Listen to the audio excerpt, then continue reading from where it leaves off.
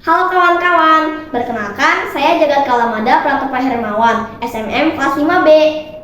Mendengar kabar sahabat saya terserang penyakit demam berdarah, maka saya mencari informasi tentang penyakit demam berdarah dan mencoba menjadi edukator kesehatan untuk teman dan warga di lingkungan terdekat.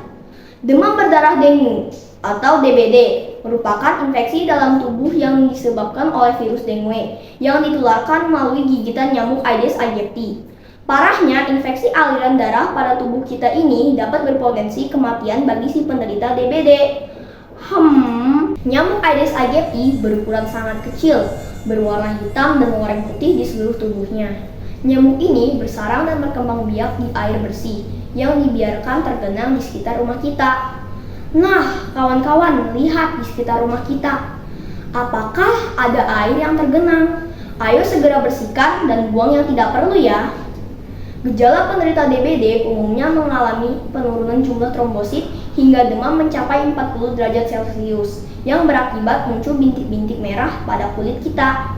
Pada fase ini, penderita akan merasakan pendarahan gusi, mimisan, dan batuk darah. Kasus kematian penderita DBD terparah di Indonesia terjadi di tahun 2022. Tercatat 1.236 kasus kematian dan 63% kasus kematian anak berusia 0-14 tahun. Lalu, mengapa DBD berpotensi kematian?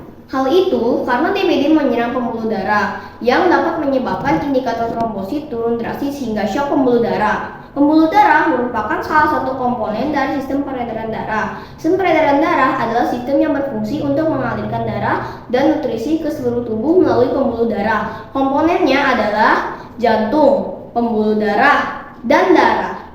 Proses sistem peredaran darah dibagi menjadi dua, yaitu 1. Sistem peredaran darah besar, di mana darah dari bilik kiri menuju aorta, arteri, tubuh, vena, dan serambi kanan.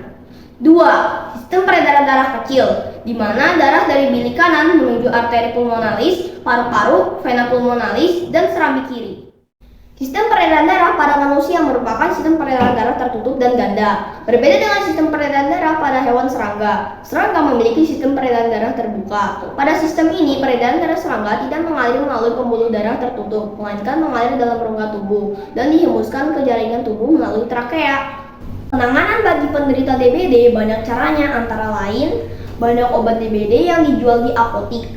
Penderita DBD sebaiknya meningkatkan asupan cairan. Jika perlu, lakukan terapi elektrolit. Transfusi darah dapat menaikkan jumlah trombosit.